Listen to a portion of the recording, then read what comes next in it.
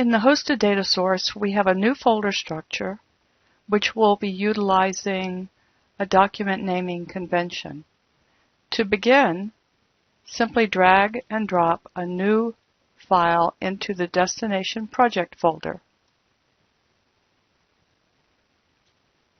Here we've selected the roadway folder.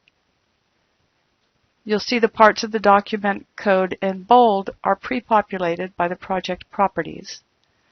Because of the folder structure and the environment applied, it knows that the folder that the file went into is a roadway folder. It also realizes that this is a drawing file.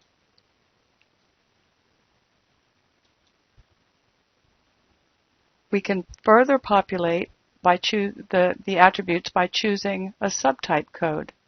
It's not absolutely necessary, but it will facilitate a more complete search if you choose a subtype code for your document. If you slide the bar, you'll notice that a serial number is generated. We also have an optional supplemental description field where you can type in any kind of information to further classify the document. You'll notice that the populated attributes also create the document name. So we say Next, and it takes you to the Document Properties page. On the Document Properties page, the document name and file are both populated with the document code. The description shows the original name of the imported file. Update the description as needed and click Next. On the Define Documents Attributes page, the parts of the document code are displayed along with the descriptions. The author is filled in with your username, and the date process shows the current date and time.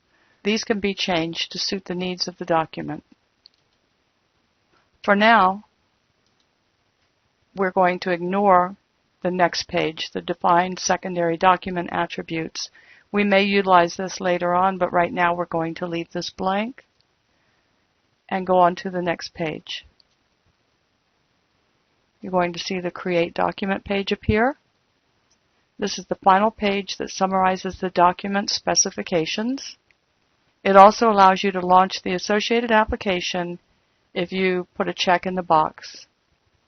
Finally, the page allows you to apply the selected options to the other incoming files if you dragged in multiple files at once. When complete, click Next, and ProjectWise will create the document, and you'll be prompted with the last page of the wizard. Click Finish to exit the wizard and see the new document in the ProjectWise Explorer.